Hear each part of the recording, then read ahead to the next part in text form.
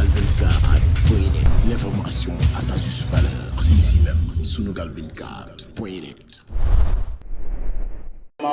À cœur. D'un ton ferme, le président Macky Sall prévenait sans équivoque ses collaborateurs et les membres de sa coalition en ces termes. À tous ceux qui assument une part de responsabilité dans la gestion des deniers publics, je tiens à préciser que je ne protégerai personne. Je dis bien personne. Il engageait ensuite fermement le gouvernement à ne point déroger à cette règle. Ce discours du président Macky Sall avait suscité à l'époque bien des espoirs.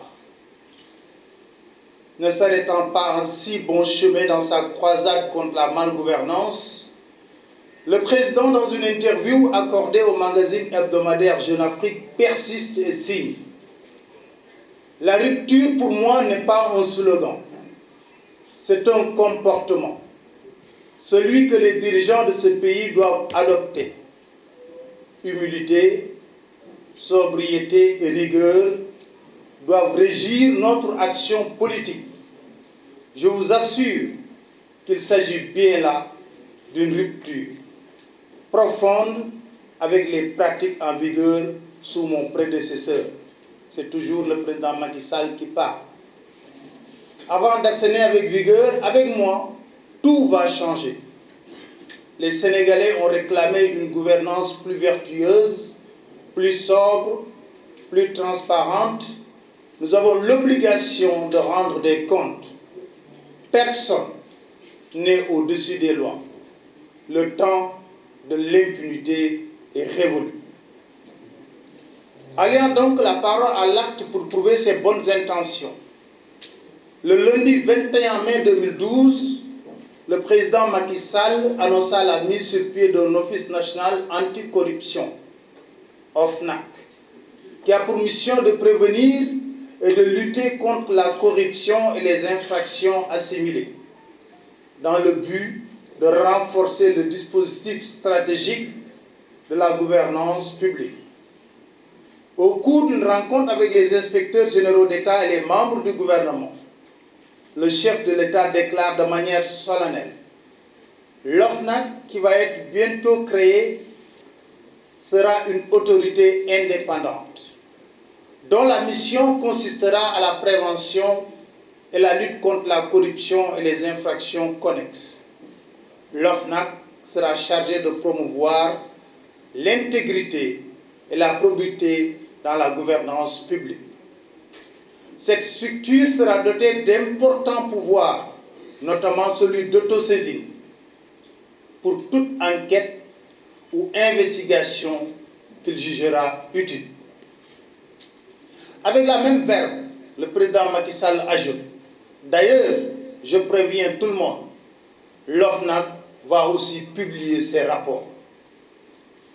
Pourtant, le Sénégal compte un nombre conséquent d'organes de contrôle, comme l'inspection générale d'État, la Cour des comptes, qui heureusement a publié ses rapports hier. Depuis 2014, la Cour des comptes n'a pas publié ses rapports en violation de la loi. On a aussi la Cour de répression de l'enrichissement illicite.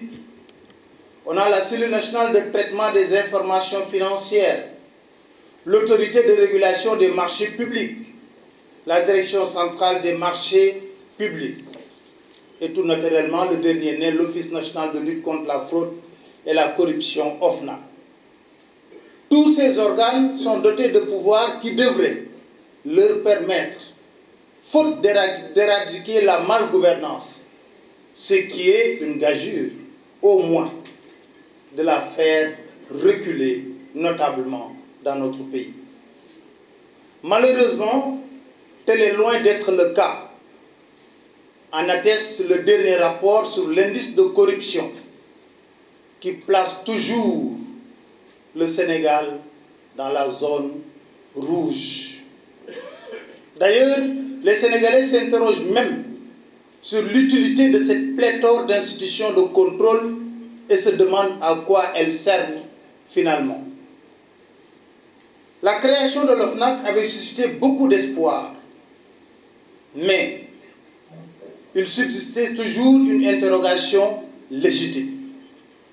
L'OFNAC allait-il pouvoir contourner, pour être efficace et efficient dans l'exercice de sa mission, les contraintes et obstacles érigés en permanence par le pouvoir politique sur le chemin des organes?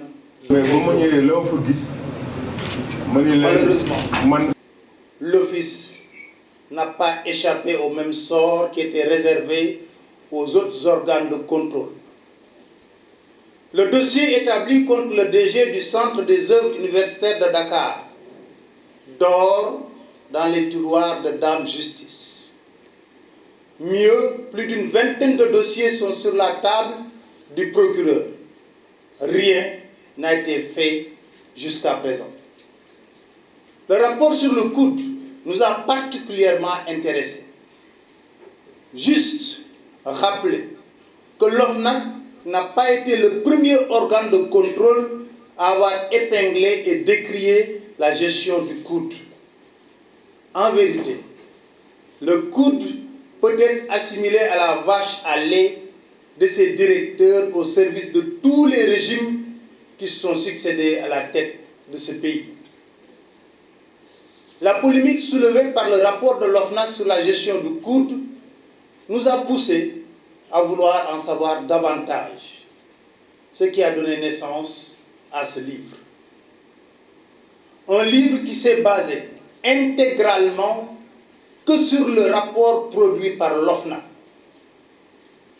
Nous voulons ainsi permettre à chaque Sénégalais, après lecture, de se fonder sa propre conviction. Telle est notre modeste ambition. Nous ne nous targuons pas d'être des journalistes d'investigation. Et avec toute la modestie requise, nous voulons et avons même l'obligation non seulement de participer quotidiennement au combat contre le pillage organisé de nos maigres ressources, mais également de démasquer le comportement de nos dirigeants véreux aux antipodes. L'information à sa juste valeur, c'est ici même, Sunugal 24.net.